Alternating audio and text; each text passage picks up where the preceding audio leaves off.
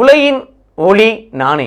இது இயேசு கிறிஸ்துவுக்குள் பிரியமான என் சகோதர சகோதரிகளே, இந்த நிமிட நச்சரிக்கை இயேசுவின் நாமத்தில் நான் உங்களை அன்போடு அழைக்கிறேன். உலகின் ஒளி நானே.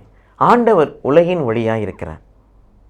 அப்ப அந்த உலகின் ஒளியாகிய இயேசுவை பின்தொடரக்கூடிய பிள்ளைகளாய் நாம் இருக்க வேண்டும் என்று சொன்னான்.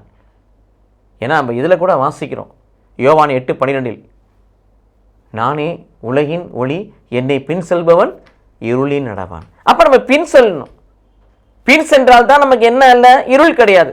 பின் சென்றால் தான் நமக்கு என்ன, ஒளி கிடைக்கும். அந்த உலகின் ஒளியாகிய இயேசு கிறிஸ்துவின் ஒளியிலே நான் நடக்க முடியும். எந்த அந்தகாரமும் இருளும் நம்மை மேற்கொள்ள முடியாது. மத்தேயு நற்செய்தி 7:13 வாசிக்கிறோம், இடுக்கமான வாசல் வழி என்னுடையங்கள்.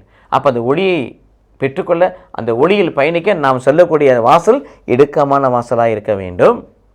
லூக்கா 9:23 வாசிக்கிறோம், பிரியமானே, சுயத்தை வெறுத்து நமக்கென்று கொடுக்கப்பட்ட சிலுவை சுமந்து கொண்டு நாள்தோறும் ஆண்டவரை பின் செல்ல வேண்டும்.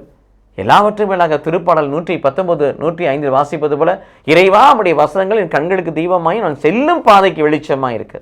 அந்த வசனம் இப்படி வாழ்கின்ற பொழுது நாம் வெளிச்சத்தோடே நடக்க முடியும். உலகின் ஒளியாக இயேசுவை பின்தொடர முடியும். எந்த இருளும் நம்மை அடிமைப்படுத்த முடியாது.